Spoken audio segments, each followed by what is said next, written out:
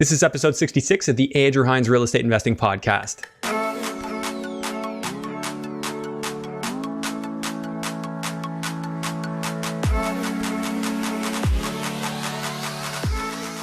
Welcome to episode 66 of the Andrew Hines Real Estate Investing Podcast. Today I have Tyler Sellars on the show. Tyler is one of the first guests I've had on the show from the East Coast. He talks about how he's getting beyond the 2% rule, and that's when you have your rents equal to 2% or higher of your purchase price on a monthly basis, which is absolutely unheard of here in Ontario. So it was great to see another perspective, another type of number, which is just totally blowing the minds of Ontarians when they hear this type of thing. But it's something that presents an opportunity to us Canadians as investors where we can start to broaden our look as to where we invest and where there might be opportunity. In the discussion, we talk about the economics of Moncton, New Brunswick, where Tyler is investing. He lives in Halifax and invests at a distance, being 3 hours from his properties. And he talks about how he is paying double the property tax because of some unique rules that exist in New Brunswick, which he's hoping are going to be changing soon. As I'd mentioned before, I'm using this virus lockdown as an opportunity to broaden the reach of guests that I can have on the show. And Tyler is a testament to that being so far away.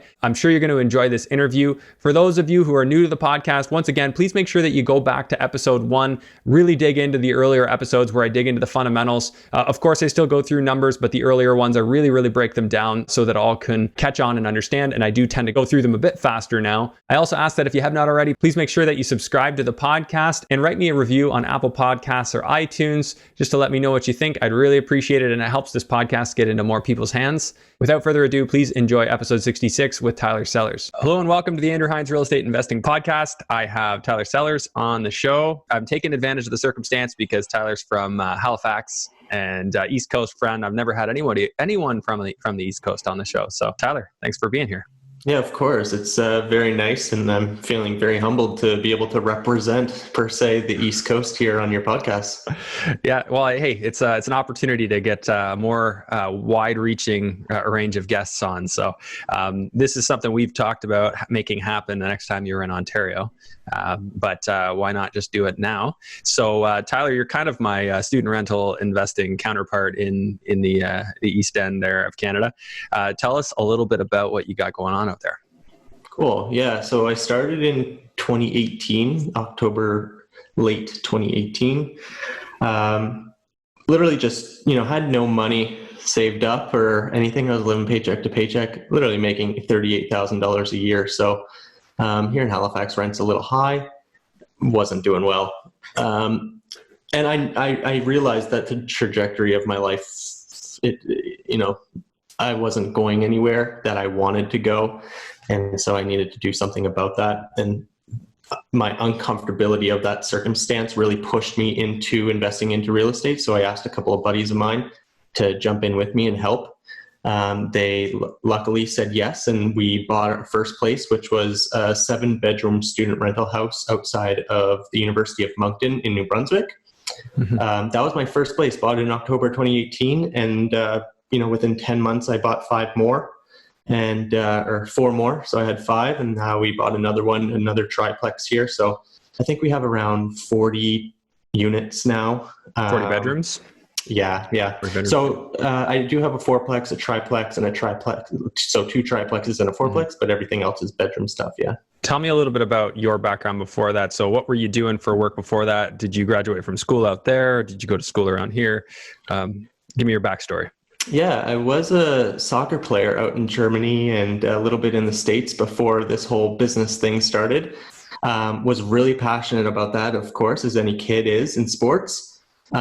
Did pretty well for my circumstances, I think, but with my injuries, it really humbled me and brought me back down to earth where I was missing for a little bit. So once I was there, I realized that I needed to make some changes. So I went to business school here in Halifax. And St. Mary's Business School is one of the top-ranked business schools on the East Coast, east of Montreal. So, it's well-ranked and well appreciated, highly funded by the Sobeys Group. So, your grocery stores, thank you. Yeah. So, it was good to go to university. It gave me 4 years of opportunities to figure out my stuff and really understand who I was as a gentleman, as like a good human. And that really grew to my passion for real estate, because I knew, similar to you were in university, you realized your opportunity by just looking at the rental market around you. And I was the same. I was paying rent the whole time, and I figured it would be really cool to own some of those because I understood it. I was renting for the last 4 or 5 years, so I got it. And I went from university to managing a marketing team for a tech company. I did a little bit of marketing coordination or consulting or, lead generations for software companies, or just managing their whole marketing program. But it still wasn't ever anything that I was going to do for the rest of my life. I was pretty aware and I figured that out pretty early, thankfully. And I wasn't in my 40s by the time that I decided that I'd get involved in this whole entrepreneurial game. So yeah, it's been incredible. Like I can't thank real estate enough. I've been extremely beneficial of this whole thing that's been going on within the last 2 years of my life. And since we've started a construction company and a property management company, helping other real estate investors and homeowners in the same kind of journey that I've been taking on. So it's been incredible. Now, I think your terminology was you're FUNemployed. Yeah. So right now, it's certainly less fun than anything else. Than it was. Yeah. So I mean, everyone's a little more penny pinching than they were before in deciding, like, let's wait another couple of years or maybe next year until we put out the patio, or until we renovate the kitchen, or until we flip this house or whatever. Where we used to help out a lot on the construction side, but thankfully it's a really cool industry to be in right now, because there's so much opportunity within the industry and there's so much demand still. And working from a tech background where we would always try to create problems instead of solving them, it's so cool to walk into a business, into a venture, into an industry where there's so many problems to take on, and all I have to do is pick 2 or 3 that are super fundamental to the business and be able to thrive. You're saying, and solve those problems, and then you can thrive. That's right. I mean, the biggest thing in construction is quality of work, but also communication. And communication is really, really key within, spending tens of hundreds of thousands of dollars, right? So making sure that you're communicating with your counterparts, with your clients, to manage that whole thing. It's where a lot of companies fall off. And then the tech side of things, being a tech geek, I just love automating and being able to solve a lot of problems through tech. So it's such a cool industry to be in right now. I can't believe that I have the opportunity to do that for myself. Yeah, it's awesome. There's so much fun, like, stuff that you could do for real estate that's actually super useful through tech. Like, I've just been experimenting it with myself too, actually, for my non-student rentals, setting up websites with, virtual tour, photos, floor plans, everything, especially now with the whole COVID thing, so that, no one needs to actually go to the unit to see what it's all about and make a decision. But then also have them request to view, which is a detailed questionnaire just to be able to view it if we want to go down that road, and then an application right on the website, a form, so they don't actually have to write on it or fill it out. They can actually just enter it right on the website. And these are all things that just trying to amp up the tech to make things more efficient. And I can use that every time I re-rent this property. So I'm just in the process of putting tenants in. Next time, that site is still there. The photos are still good. Everything I've done is still good. I can just reuse it. It's pretty incredible how amazing this has been for some business owners. I was just talking to a friend today, and she was an employee of someone. She later got let go because of this COVID-19 scare. And with that, she built her own business, and now she's making more than she did when she was employed. But she would have never made the jump unless she was let go and forced to do a business instead of looking for the next job, because there were no other next jobs to look for during this time. So the government kind of gave her a stimulus package to be able to kind of survive throughout this time, and it propelled her business, and now she's doing more than before. So it's really cool. I think from my perspective as well as a business owner, it's brought me back into the office instead of out on the field, and be able to streamline and find ways to operate my business smarter than I was before. So it's been incredible. Yeah, it's forcing us all to learn how to do things. The easiest thing for me is to go and be face to face with people, especially when it comes to the construction side of my business, and talking about budgets and hey, did you get that email? I wanted to talk to you about it. Things like that. I've really had to find workarounds on that from time to time. So yeah, it's teaching us all to adapt for sure. That being said, I'm very much looking forward to being able to go sit down at an outdoor patio and have a beer, and maybe next time you're down we can cheers. You mentioned you have partners there. Tell me about the partners, the relationship. Like, is every property partnered, and how are you benefiting on the cash flow side? Right. So only 3 of my 6 are partnered, and those are all just like really good friends, like best friend kind of stuff. Or people. So one of them is best friend material. They have 2 with me, and one of them is a new partner. But I've known him for a few years now. He's a soccer buddy and incredible, gentle giant. Like, he's just a gentle man. Really good business partner because he understands the risks that come with all of this, but doesn't go for blame first, always goes for solution. And that's really important to me. If I'm going to do business, I want to help people that I respect and I want to help, and that I know, so that it'll happen again, or we can go for beers and reminisce of where we've come and how far we've come throughout this process. So, I mean, most of the investments that I bring into people, they're all close friends because I want to see my close friends succeed. And the deals that I tend to bring in are heavy cash flowing properties, simply just because of my connections in the city, and then the negotiation stage of the acquisition. So it really does end up becoming a highly profitable business. And I worry about bringing in just about anyone. So I go through a heavy vetting process, and I say 3, right? I could go for 20 partnerships if I wanted to. It's just not the business model that I'm interested in for myself. I am interested in looking into, syndications or capital, like owning a company where I can take money from people and then disperse that into investments that I see fit. But for right now, as a small company, as a small business, as just a partnership agreement, it's really important for me to make sure that it's a close friend or someone that I really trust.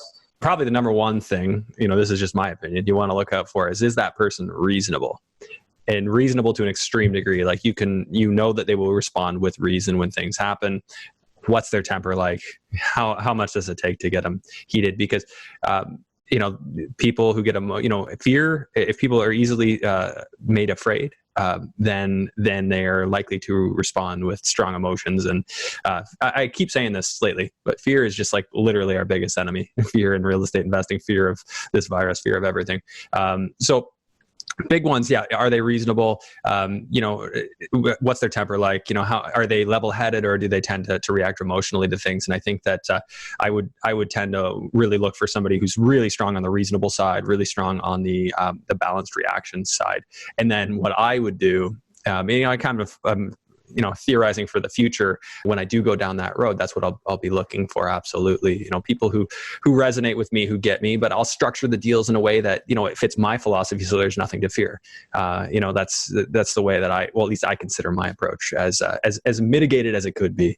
And this situation we're in right now, I think you'll agree, and your portfolio is probably being put to the test too, or maybe, this is that black swan event that we could have never predicted. And, this is why cash flow is so important. This is why a buffer is so important.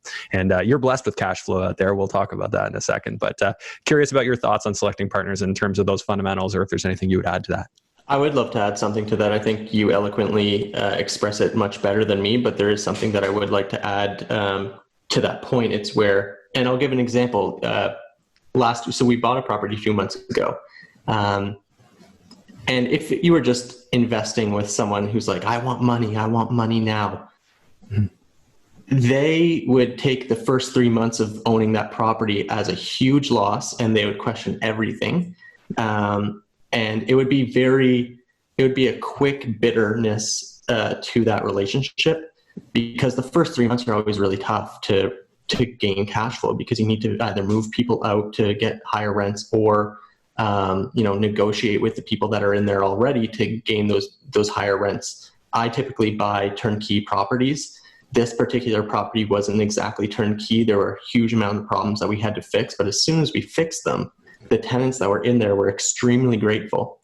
And what that enabled me to do is negotiate and have a little bit more negotiating power. But I'm still in the middle of COVID-19, so I can't say, hey, next month I want to increase the rents another $400. What do you think? It's not going to work. You're not going to be that landlord that everyone wants to work with, and that's kind of what I want to do. I'm not totally on the, hey, I'm your friend side, but I'm also on the, I'm a human too. I've been in tough decisions or situations and I want to help.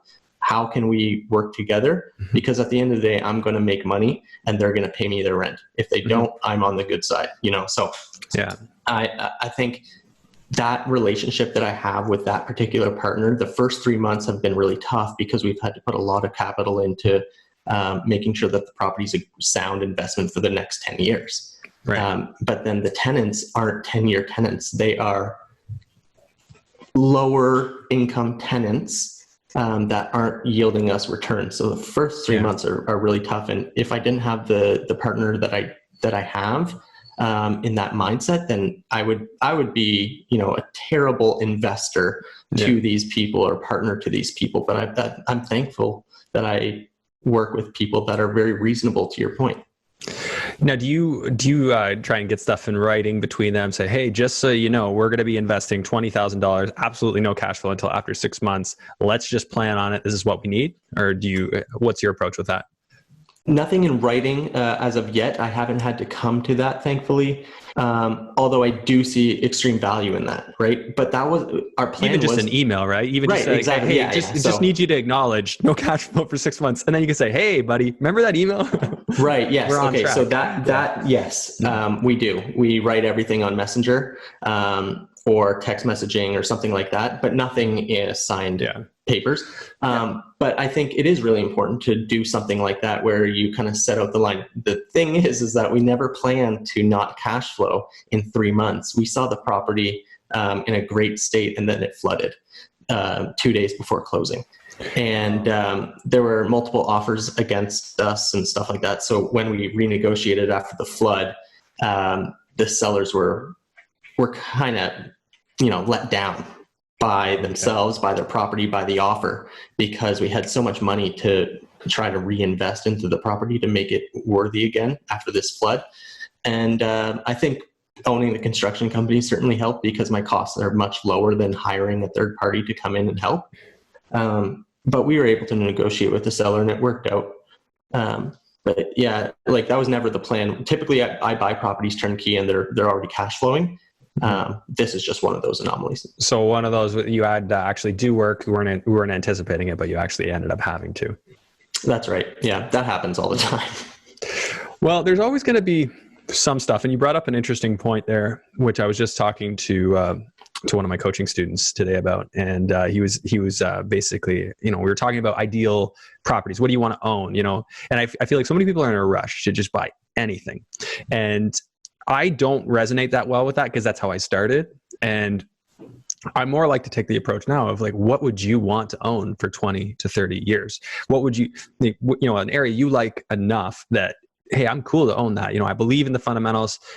London, I'll give the example. I like that because they've got healthcare, education. They've got multiple corporate head offices. It's an entirely standalone town. It doesn't rely on any other towns nearby. It has everything it needs right in there. So there's so many economic diversities there that make me like it. Even if students for some reason stopped being a thing and there weren't really, there wasn't the demand to go to school, there's other reasons that I could use my houses, which, these are all things that make me happy to own for 30 years in the area. But then you add on, okay, do I have enough parking? Do I have the bones of the house? Are they good in a way that I know I can renovate this house in the future? Still going to like that. Enough space, enough area in the yard. You don't want to have a fundamental flaw. Like one of my properties, I've got 8 bedrooms and only 4 parking spaces. Mm. And they're really tight.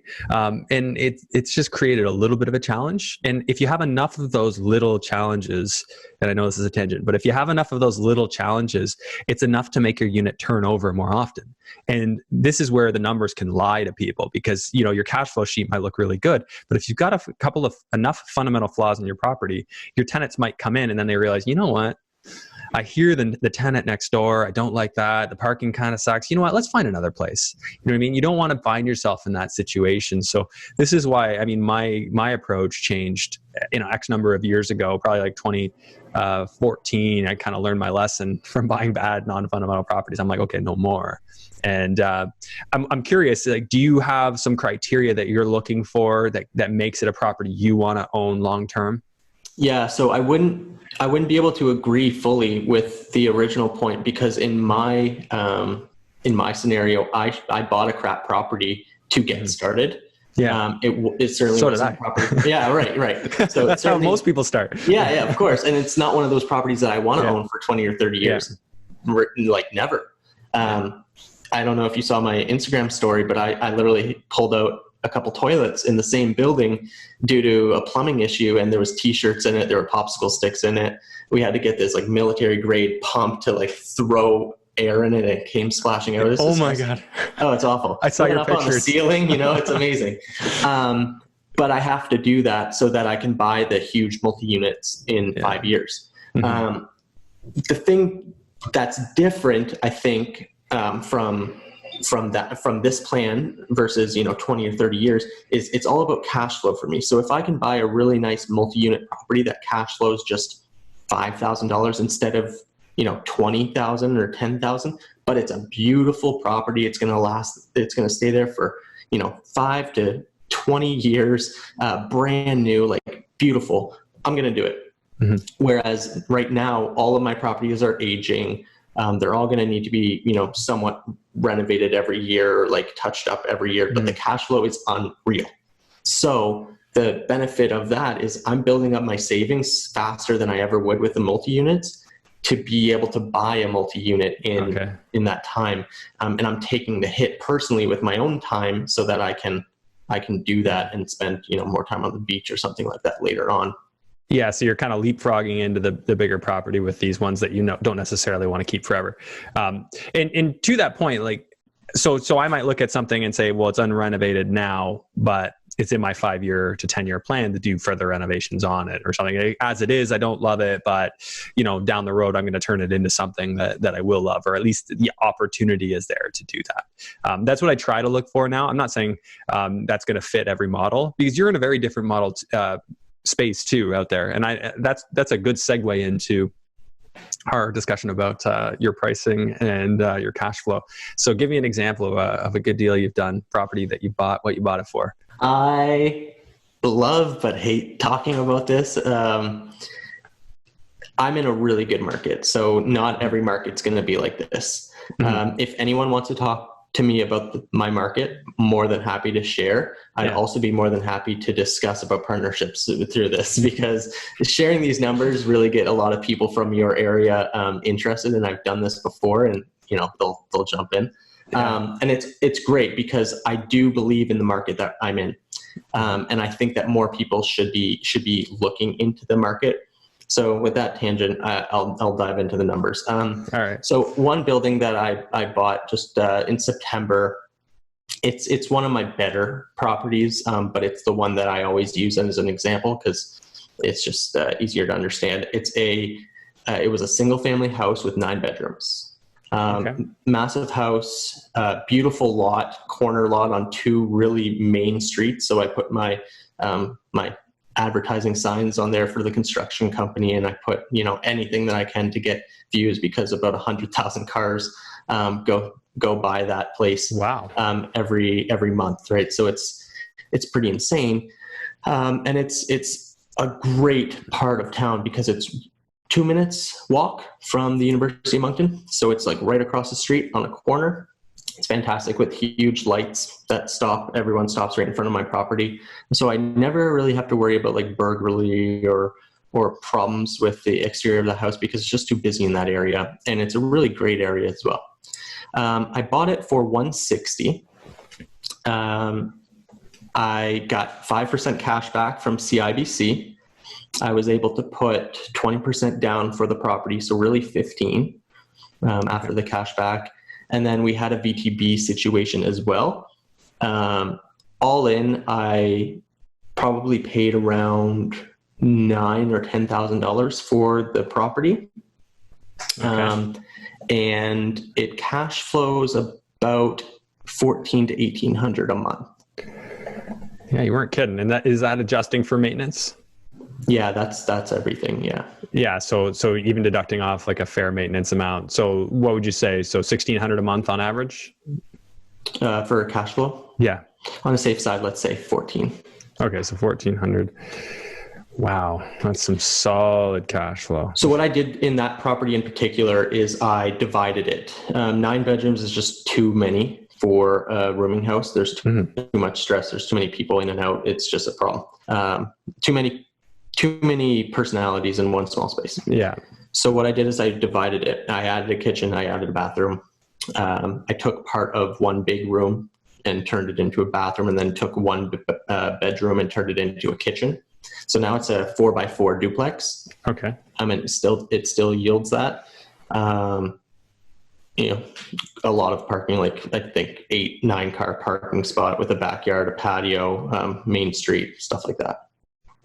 Well, that sounds pretty phenomenal. Now, were there issues with bylaw, or did you just go ahead and do it? With what? So separating the units. Yes. So thankfully, no. It is a duplex, a legal duplex. Okay, so you're able to just make that happen. Okay, so would you say that typically out there you've seen like at least a 2% appreciation, or not really? 3%. 3%? You still see that? Okay. So if you're seeing 3%, like just to give an idea what these numbers look like. So you bought for $160,000. Your mortgage pay down at an 85% mortgage on the $160,000 times 3%. I do my little 3% pay down. It's about $4,000 a year. So your total return on something that you're only in for $9,000 is approximately $25,680. I guess the only thing is I didn't do an interest. Well, actually, no, you said your cash flow, which would have been adjusted for your mortgage payment on the second there. So $25,000 return on something with $9,000 in. Yeah, the thing that I will say though about New Brunswick, which is really unfortunate, is it's the only province or state in North America, and I'm pretty sure the world, that double taxes people that don't live in that particular home. For property tax? Yeah. Florida has something similar to that. I don't think it's property tax that they charge you if you're an out-of-state investor, but yeah, I don't think it's property tax. And I thought Ontario might do something like that as well. No way. Possibly. I mean, I'm here, so I don't know if that's the case if I wasn't living here. Yeah, it's not double tax like it is in New Brunswick. I knew that there's maybe something for like a seasonal house or something like that, but here in New Brunswick, if you own a property and you live there, you only pay a normal tax. I think it's like, $4,000 for $160,000 or $170,000 home. Oh, so those are pretty high property taxes relative to law. They're still high, but imagine being double that. So you're 8,000. So that property you're talking about is 8,000 actually? Yeah, we have. I have one property. It's a fourplex. I'm paying $900 a month on just property tax. Oh my God. Yeah. How inefficient is your government that they need that much money? Well, it's the poorest province in Canada. Man. Okay, so that's interesting. So But I will say though that Blaine Higgs, so the new premier of New Brunswick, after the Liberal government, so he's part of the Conservative government, when he got into power, he pretty much got into power because of the property tax initiative. He said that he would lower the double tax because you can imagine how many people own maybe a cottage in the Shediac area off the ocean or something up north where they love to go in the winters or something like that, right? There's loads of people like that, and they're getting double tax on those properties that they're hardly in. So it's really tough for a lot of New Brunswickers, this whole double tax initiative, especially for investors. I mean, Killam Properties is thriving in Ontario right now. They're a Halifax-based company, investing in New Brunswick anymore because of this double tax. Now they might come back because of Blaine Higgs' promises, but that's obviously in the back burner at this point because of COVID. So we'll see. Yeah, it's there's nothing like a detractor of that proportion to make you not want to invest somewhere. Anyway, so I mean, your numbers are still really good, even adjusting for that. But you must be getting massive rents. So 160,000 purchase price. What are your rents on that across all the 9 bedrooms? So per bedroom, it's around 450. So 450 times 9, so we'd be looking at about 4,000. So you're over the 2% rule. You're almost 3%. Whatever. Let's get the exact number there. Yeah, 2.5%.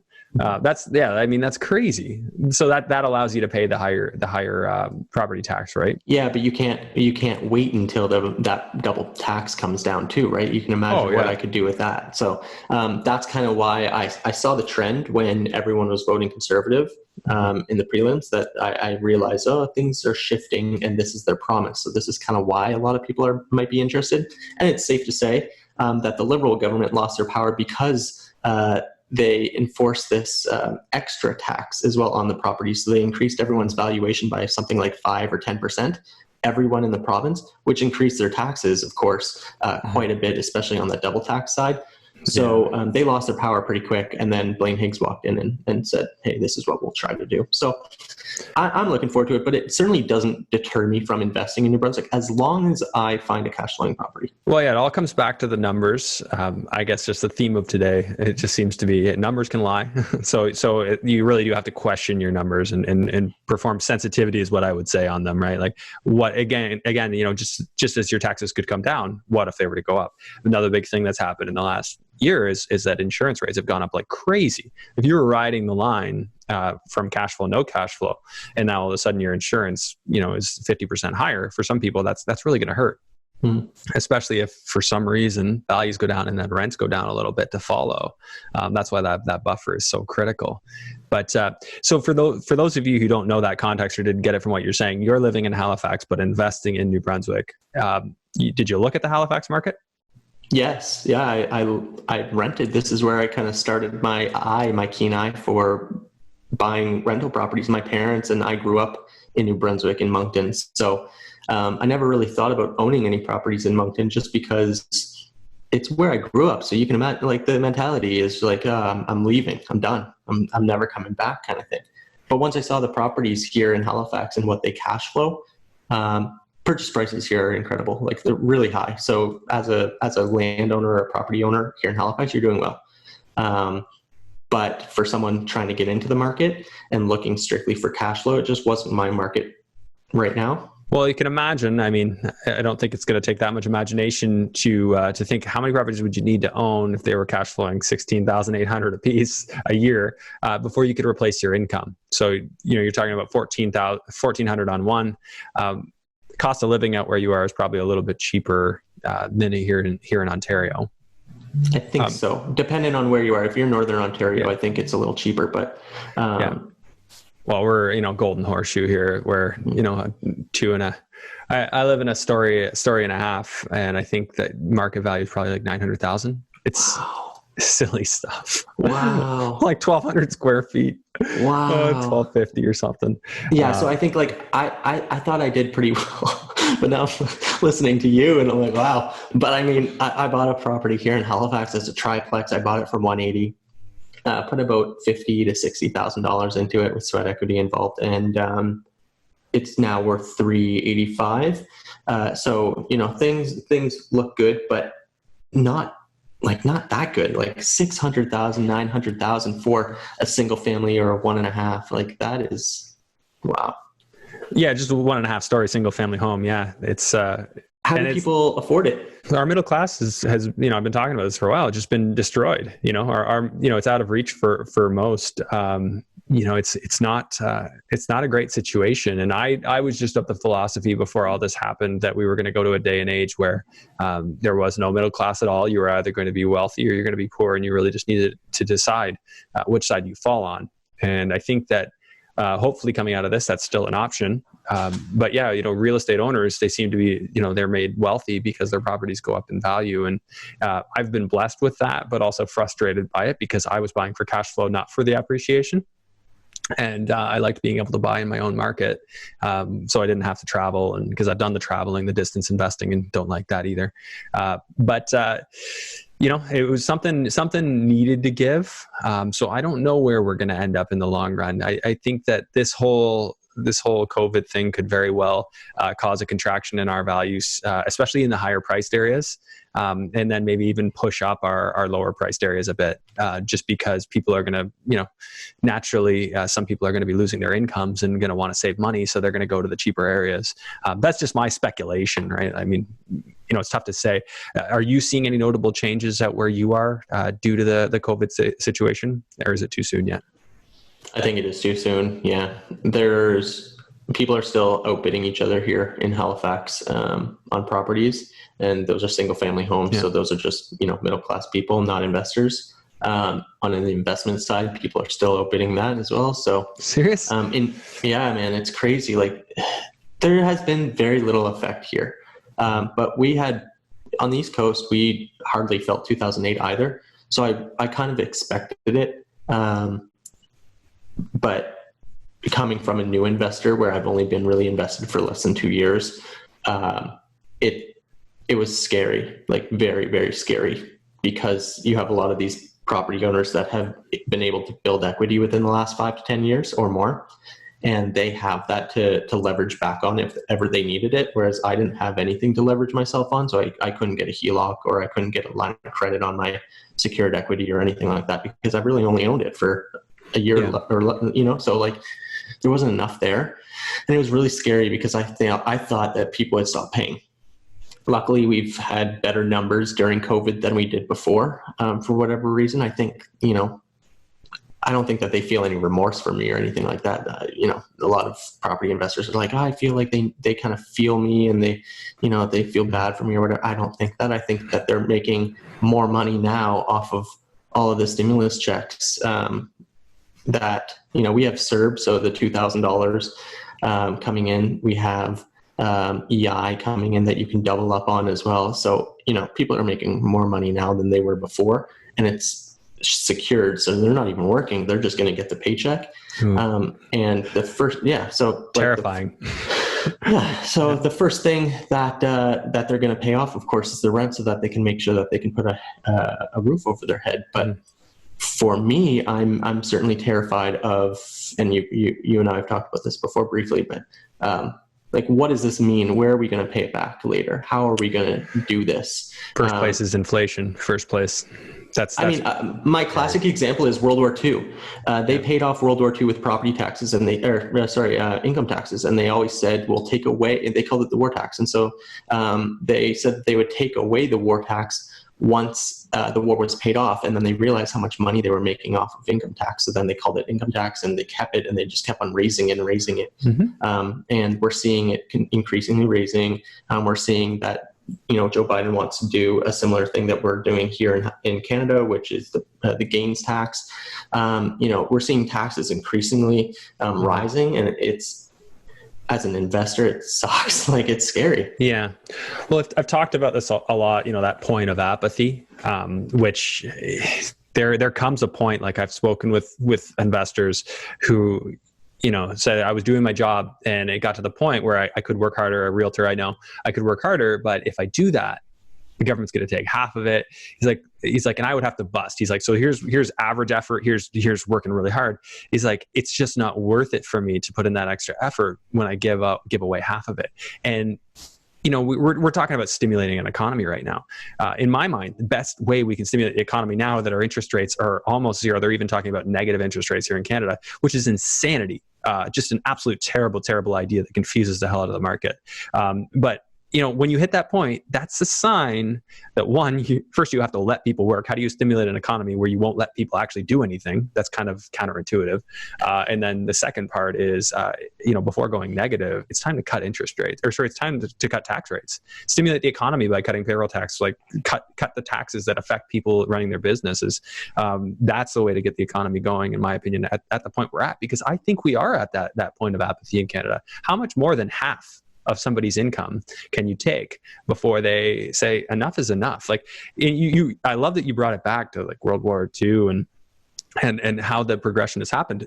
Income tax never even existed in the U.S. until 1911, I believe, was the year. The Federal Reserve and the IRS formed the same year, and it started at a little, and then it just grew and grew and grew. And now we have sales tax, we have income tax over 50%. So you think about here in Canada, by the time we pay our property tax, sales tax, our income tax, I mean, if you're in the top brackets, you're probably almost 70% of every dollar you make going to tax. And at what point does that become too much? At what point is that a breaking point? And do we need to reinvestigate our system and say, here are some things that don't work? Some reason I question things. I've always probably why I started a podcast, because I'm good at questioning people I interview too. But it doesn't make sense. And I'm genuinely scared that we're talking $252 million announced deficit this year, which, if it's Trudeau running the show, then we're probably going to end up around 400 billion. When we started off with a deficit, people call it 750, but we actually had over $1 trillion in interest-bearing debt. Is that really the kind of addition we want to make to our debt here in Ontario, especially when we don't really have a plan to come out of this? We don't really have a plan, that serves us in the near term. So this time, I know big rant, hugely, hugely concerning for what it means for Canada in the long term. And I really do think it's important that we all start questioning here, hey, what's the plan to get out of this?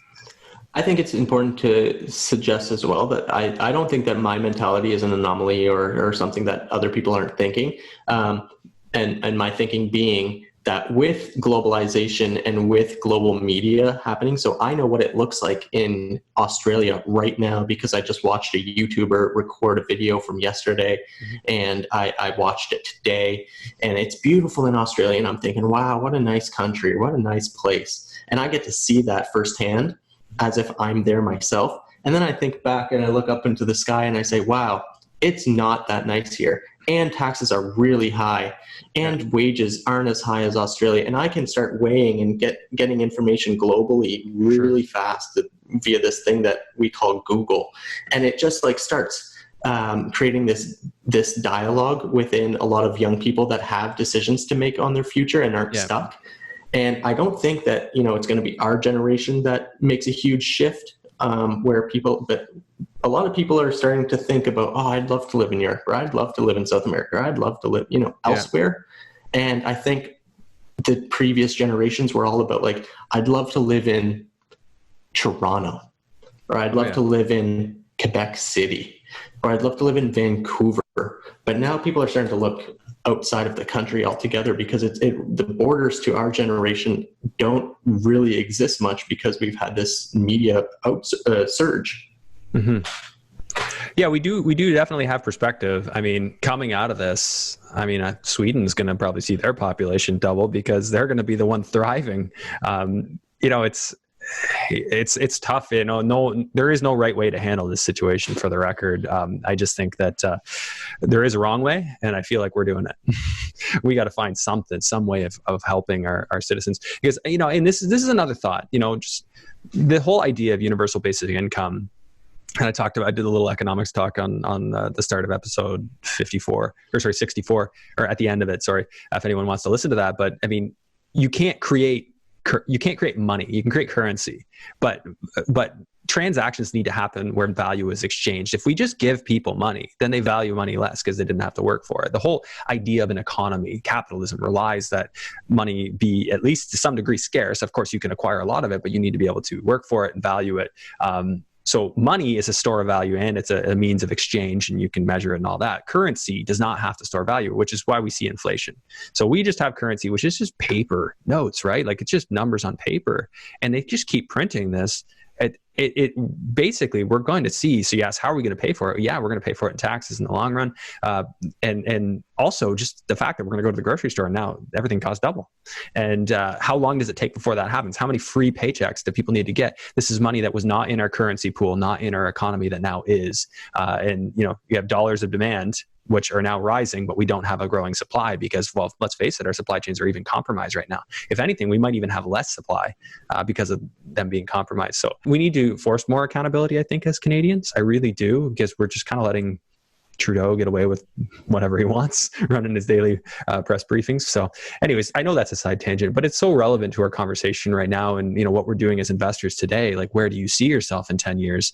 Do you see yourself continuing to invest where you are? Certainly, yes. I don't see myself being where I am now. So you might move elsewhere, but you'll still invest in Moncton? 100%. Okay. The whole idea of investing in real estate was so that I could make those kind of decisions. And the whole reason of building a property management company and hiring property managers and teaching property managers on how to do things, that was a whole benefit. That was the whole basis of it is if I can invest out of province and potentially out of country, then why can't others? And I can potentially help people be able to do that in markets that I understand here on the East Coast. Once your systems are set up, you should be able to go anywhere, right? You can go live in Australia if that works better for you. And I love that idea. I've always thought about that too. Like, how do I automate my real estate to the point where I don't need to be anywhere near it? I'm already an hour and a half. I think you're like 6 hours from your real estate. 3, yeah. 3? Okay. And so you've obviously already had to set up systems. This is training wheels for moving to Australia if you're going to do that or wherever it is. Why don't you just tell me real quick, what do you like about Moncton? Like, what beyond that, it's got a school there, but let's talk about the school, but also beyond that too. Yeah, so the benefit of Moncton, just straight up, is the fact that it's bilingual. It is one of New Brunswick is the only bilingual province, and Moncton is the only fully bilingual city, except for Ottawa, I believe. Might be wrong. Don't get mad. But every stop sign says arrête and stop. Like every restaurant is English, French, and it's fully bilingual. So you can get in kind of trouble by not being bilingual, not offering your services in both languages. But thankfully, I graduated from French high school, so we're okay. The really cool thing about that though is a lot of people from Quebec and northern New Brunswick are moving into Moncton. And then a lot of people from dying English towns and cities are moving into Moncton because Moncton's always been a hub. It's the in-between of all highways. They all merge and all train stations or all train lines run into Moncton as well. So a lot of trade and a lot of business is done in Moncton just naturally in that sense. And then it's pretty close to the ocean as well. So you're able to do that trade and send it off abroad. It's a fantastic place for tech companies as well, which has recently been surging. So that's exciting. It's a great place for real estate for the sole sense that it's growing. It's one of the fastest growing cities in Canada. I think last time I saw it was like the fastest growing city in Canada of 14, 16, something like that. And now it's like number 4, but it's been like steadily up there in the top 5. And to me, that's just super exciting because no one's watching. No one is paying attention. Yeah. And it's hard to say you're ever overpaying at the prices you're talking about too, right? Like you're not on a bubble. Like even if students or school doesn't become as popular, people are still going to want to live there, right? Yes, and the thing is that it's not just one school. It's 4 universities or 5 universities and 7 colleges or something like that. Population is 75,000 or 175,000 or something like that. I don't know, but it's small, but it is growing significantly, and lots of different cultures are moving in as well, which is extremely exciting because we're happy to be like a cooking pot for what the future kind of looks like.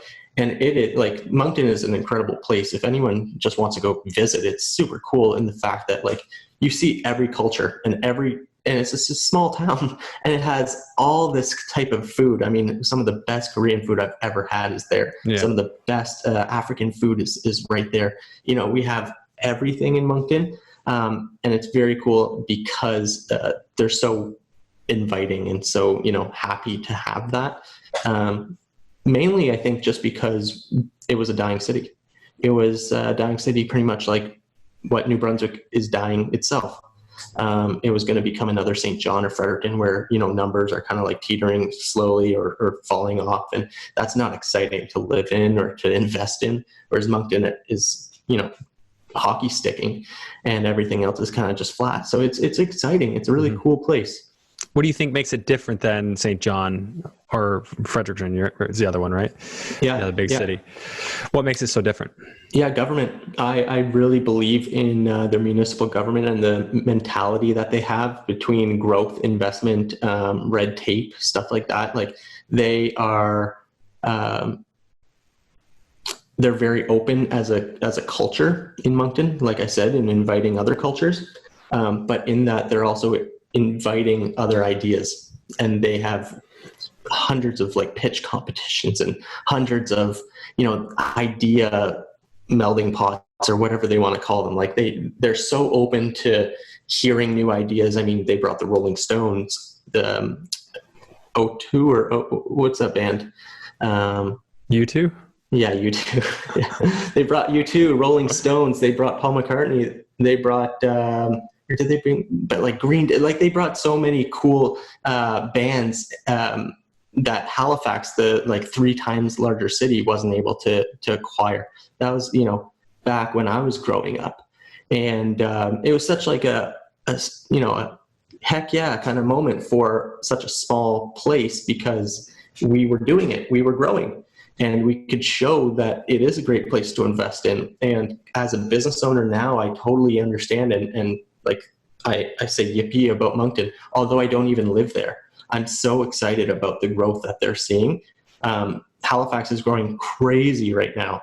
We have shipbuilding, we have shipyards, we have the military. We have a bunch of like 5, 6, 7 universities, larger universities. Like we have a lot of stuff here in Halifax too. But I think from an investment standpoint, Moncton stands a real chance to be a power player on the East Coast, east of Montreal. Wow. Okay. You mentioned a bunch of schools there in Moncton. I had no idea it had that many schools. What schools does it have there?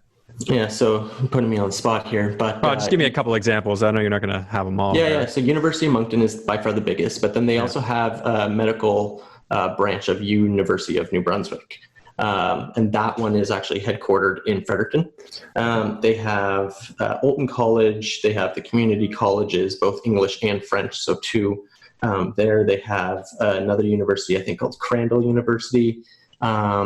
Just loads of smaller schools. But I think University of Moncton by far is the biggest. That one has, I think, 8,000 students. So, okay. I mean, in your perspective, that's tiny. That's a pretty, normal size here on the East Coast. Yeah, I think between Fanshawe and Western in London, there's like over 50,000 students. It's pretty big school. Yeah, so different student experience, but it sounds like there's a lot going on there. And the thing I really like about it, what you're saying is it doesn't seem like your numbers are inflated, compared to Ontario, compared to like our student rentals. They're inflated the closer you are to the school. I mean, it almost doesn't function, at least from a number standpoint, if to buy near the school, if you want cash flow, if you weren't going to rent to students. And now, of course, if you're renting to students, you can get the cash flow, but I like to be hedged. I like to have multiple options, just cover my bases, have A, B, C, and D as far as plans go. So it does seem like you've got that going for you as far as investing in Moncton goes. Okay, so you've given us a lot of info. Why don't you tell us where people can contact you if they'd like to get in touch? Probably the best place to get in touch with me is Instagram or Messenger. Just something personal like that. I think that would be fun for you to kind of see inside my life, but also for me to see inside yours. My name again is Tyler Sellars, so that's spelled Sellars, and Instagram is Ty, so Ty, and Sellars. Those are probably the best places. And then our company is called Maze Project, so that's the contractor side, and then the property management side is called Maze Rentals. And that's all under the Maze Management brand that we're soon to launch out. So it's exciting stuff. How do you spell that? Maze? Maze, M-A-Z-E, yeah.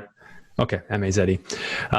Okay, very cool. And I forgot to ask you this before, but I mean, I think you had mentioned this to me before, that you're kind of at a point with your cost of living out there that if you didn't really want to, you'd be able to just get by on the rental income you have, just managing your own properties. Yeah, that's basically what I've been doing. All the construction money is either going right back into the company so that we can grow, or into some sort of savings so that I can buy more properties. But as of June of last year, I've been FUNemployed on rental income. So, truth of the matter is I got let go because I worked in startups, and startups have no money. So they had to let me go. And I just, for the life of me, haven't been able to find a job since then. And it's really been a blessing because I've been able to build this company that's doing really well. And I was kind of forced into it. My hand was forced. And so, yeah, I really would. I don't think I would have done it otherwise, which is fantastic that I haven't been able to find a job. That's actually a brilliant story. The fact that you're able to do that. So how far from when you bought the first property until how much time before that and you were FUNemployed and living off 10 months. 10 months. Yeah. Wow. I mean, people talk about it here and it's a multi-year strategy at best, for some more than others. Something I will say though is, it was not easy. Like there's no such thing as passive income in properties. Especially not with what you're describing too, right? Because you're not doing fully renovated properties. There's going to be stuff. There's going to be calls. The less renovated it is, the more calls you get. Mm-hmm. Yeah. I'm constantly reinvesting into the property. So technically speaking, I make no money. But I'm building my assets so that in the next 5 to 10 years 5 years when everything is able to refinance or, new mortgages, I'll be able to buy those, larger 24, maybe, units, buildings. And yeah, I think it's like a huge opportunity for a lot of people is real estate. And I truly believe in it because of what it's done for my life. And I would have never been able to do that if I just stuck with a $60,000 paycheck. That's an incredible story, man. Very, very cool. Like very inspiring. I'm sure some people are going to want to move out to New Brunswick. You don't need to. You don't need to. You can still invest there without it. Yeah.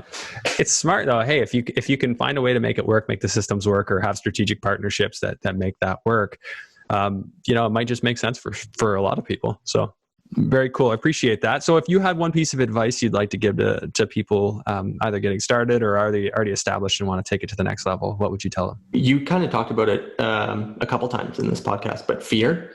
Mm-hmm. I embrace fear with change, and it makes me feel so much better about my fear. And I've had, my CEO at the last company that I worked at, I told him I'm really scared about being let go. And he was like, I'm really scared of letting you go too. And that right there was a moment for me to be like, all right, gotta change something because I know it's coming. Yeah. And thankfully I worked for a company that we shared the numbers every Friday.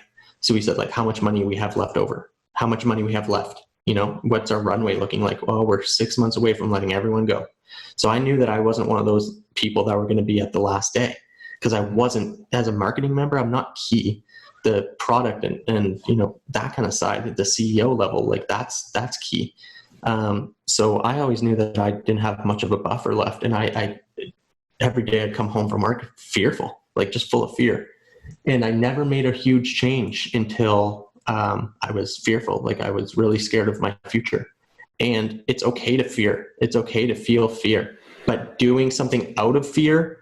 Just fully fearful is not smart. The thing that set me, I think, different than most people that are fearful is I didn't buy something because of desperation or just because I needed to buy a place. I didn't buy single family homes. I bought multi-units right from the get-go, or things that cash flowed quite a bit of money right from the get-go to start, because I knew that would get me out. Otherwise, if I'm putting myself in a hole buying a single family house, I'm in a bigger hole being let go than I was before. And that would have been even more fear.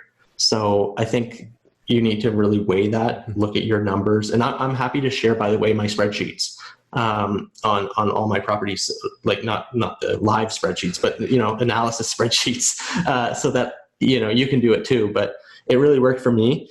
And accepting that fear, understanding that it is fear, where it's coming from and how you can change it, huge. Yeah. Do you have a trick?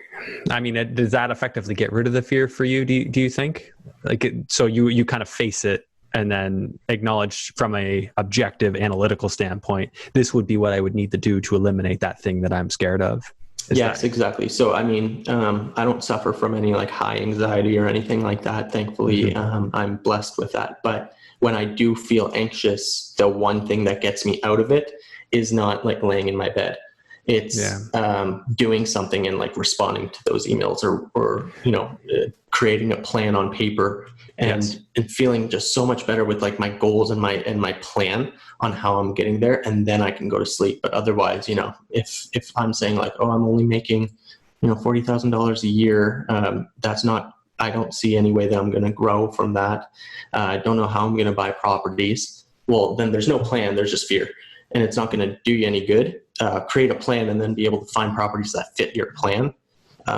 I think that's really the one thing that set me apart from everyone else is like, there's no one really working as hard as me in that I know, like in my circle. But that's only because like I fear more probably than a lot of those other people. And I do things to change that.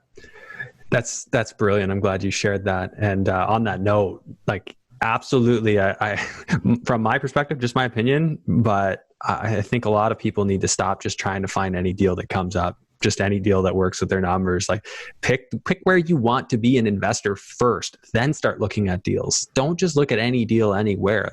Know your market, like your market, love your market, and choose that market, choose the locations based on fundamentals, not emotions. And then going back to what you said about fear, I just think that's such an important discussion because fear is good. Fear is useful in some circumstances. Don't ever act out of fear. You have to find a way to calm, to face it, to understand it.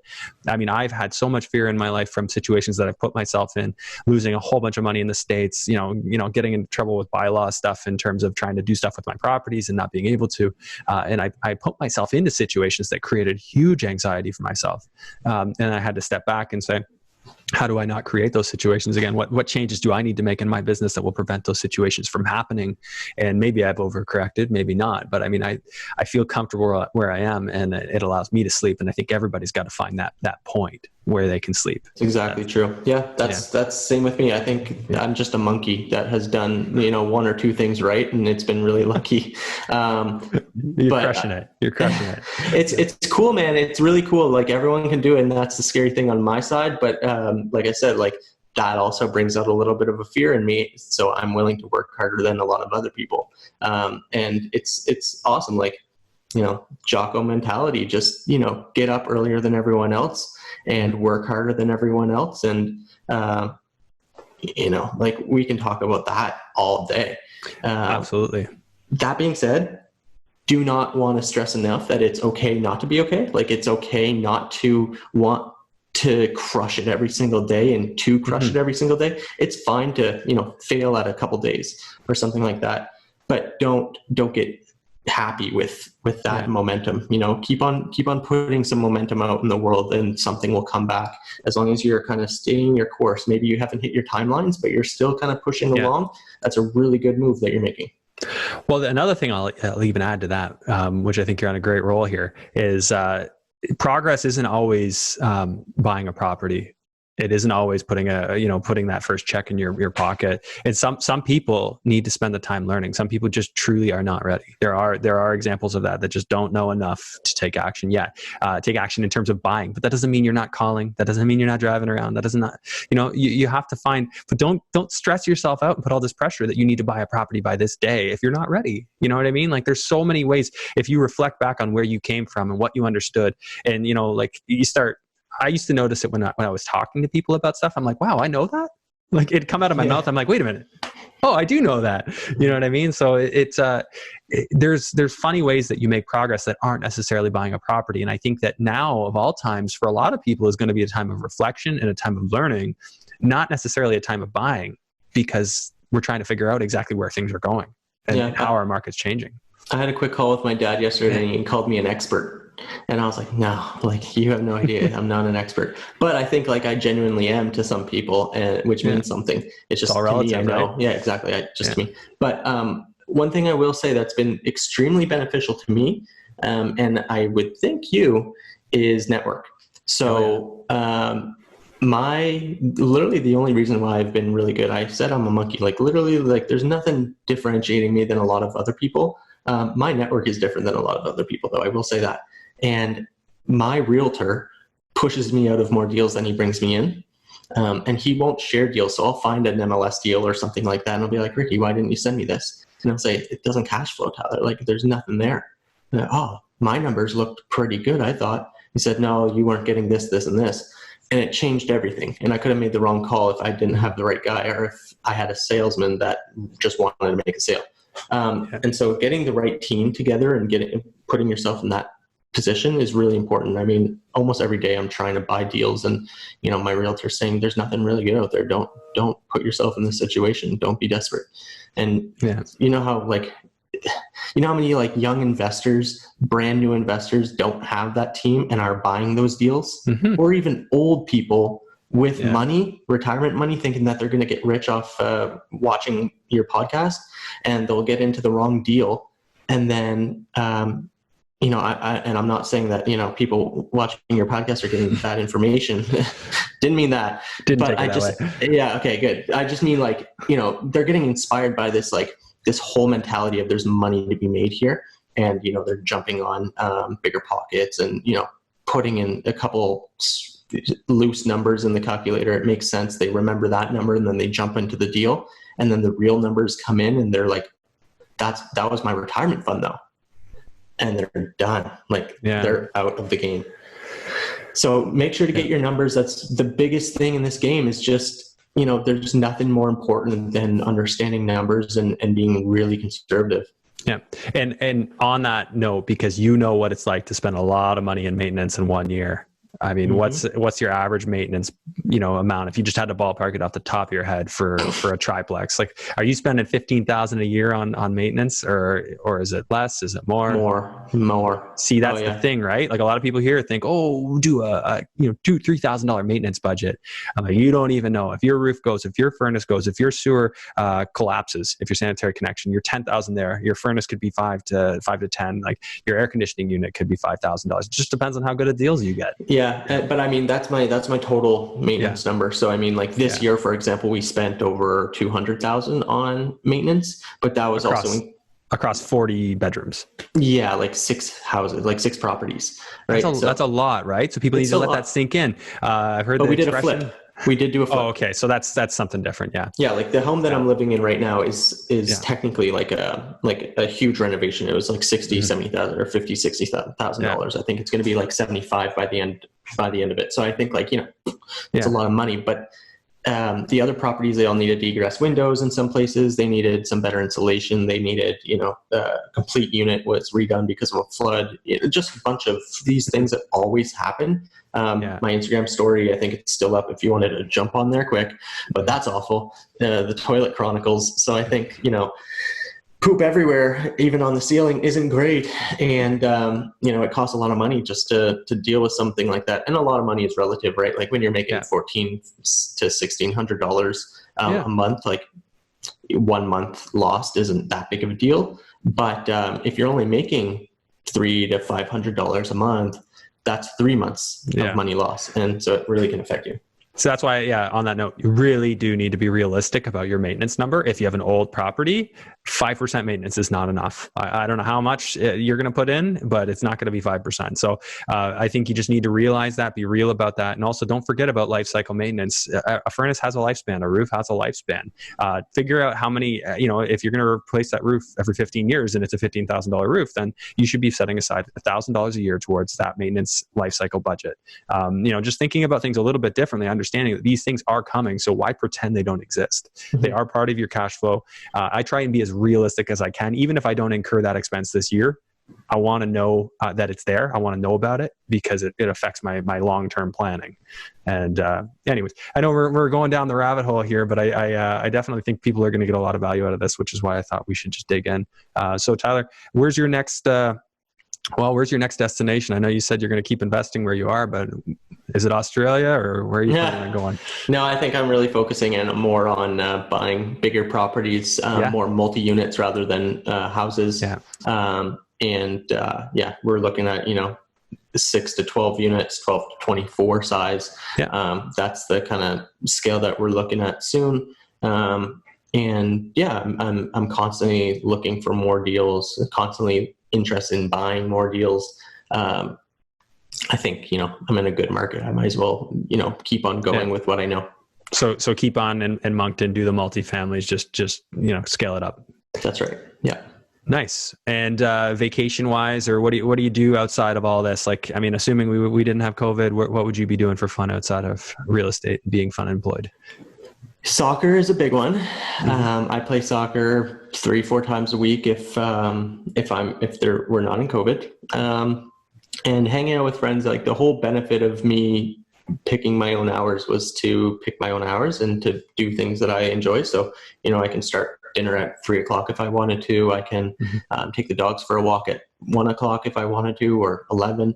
It doesn't matter, right? And I think that was the biggest thing for me is creating a lifestyle that I really wanted to have for a long time. There is a thing about FIRE, like financial independence, retire early, that is talked about quite a bit, which is the negatives of FIRE when you do retire early. And retirement for me is just like literally working for myself. Like now I'm considered retired in my view because I don't need a job. You're independently wealthy. Right. And I do that because I work because I want to work, like I need something to do. And that's why I'm so passionate about my company that I'm building, Maze Management, is because it's purpose driven back into me instead of it being someone else's baby that I'm building for them. So yeah, I'd really love for people to reach out and, once Maze Management's up, I'd really love some people. This is actually maybe an ask for your listeners, but I'd love to get some feedback on the website design, the website structure, that kind of thing, because I think something that's really missing and lacking in the construction industry is digital marketing. And I think that there's a huge opportunity there to take on. So I'm happy to talk to any contractors who do digital marketing, and I'm happy to talk to anyone who's willing to share their opinions on the website that we're building. Cool, man. Yeah, I mean, I'm sure they would be more than happy. I think the best thing is that if they go, follow you on Instagram, then you post it as a story there. Probably the best, quickest and easiest way to connect. Yeah. Just give you time to get that up there. Yeah, get my web dev guy sometime. Cool, man. Well, I appreciate it. Really interesting story. I was looking forward to this, so I'm glad that you had a chance to share it, and I'm sure our listeners and viewers will appreciate it as well. Thank you very much. Hey, it's always a pleasure to talk to you, and it's great that you're a part of the group as well. So thank you for doing that. And I really look forward to doing this again sometime, maybe even in person. Thanks for watching today's episode. Just a friendly reminder to please rate and review this podcast on iTunes. If you're watching on YouTube, make sure that you smash the like and subscribe and notification bell.